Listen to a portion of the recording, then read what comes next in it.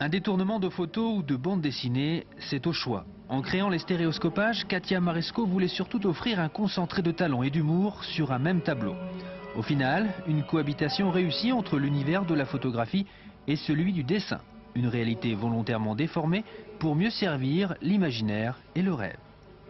C'est une œuvre qui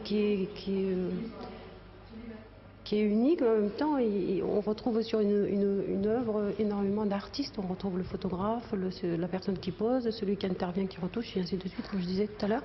C'est une cour de récréation. Le pari était osé, assurer pour la même œuvre un travail à plusieurs mains. Et surtout convaincre. Convaincre un photographe que sa création allait être découpée. Convaincre ensuite un auteur de BD de retoucher une photo pour en faire une nouvelle histoire. Les stéréoscopages ont d'abord intrigué. Ils font aujourd'hui l'unanimité chez les artistes. 2 d'entre eux, présents ce week-end à Perros-Guirec, ont accepté de relever le défi il y a quelques mois. Le jeu de photos, en l'occurrence, c'était différentes photos de mon ami le scénariste Dieter.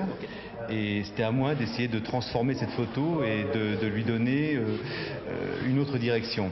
Donc j'ai choisi la fameuse tentation des 2 génies, le mauvais et le bon. C'est le principe en général, c'est le principe du cadavreski, c'est on te propose un dessin et toi tu le transformes ou tu l'emmènes plus loin.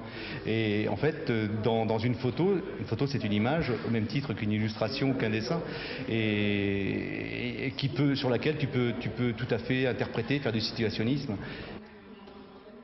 Là, effectivement, je me trouvais tout d'un coup devant une sorte de grand mystère. Qu'est-ce que je dois faire? Comment travailler sur du papier photo? J'avais jamais travaillé sur le papier photo. Et j'ai transformé un peu la classe. J'ai ouvert la classe sur l'horizon.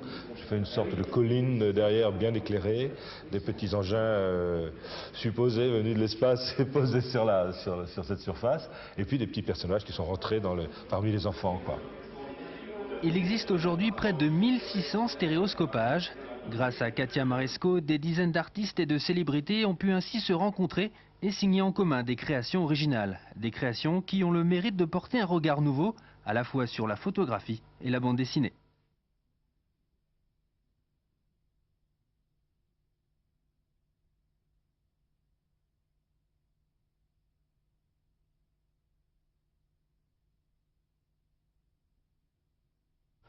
Ce drôle de clavier ne compte que 6 touches. En les enfonçant les unes après les autres ou les unes avec les autres, Morgane écrit en braille.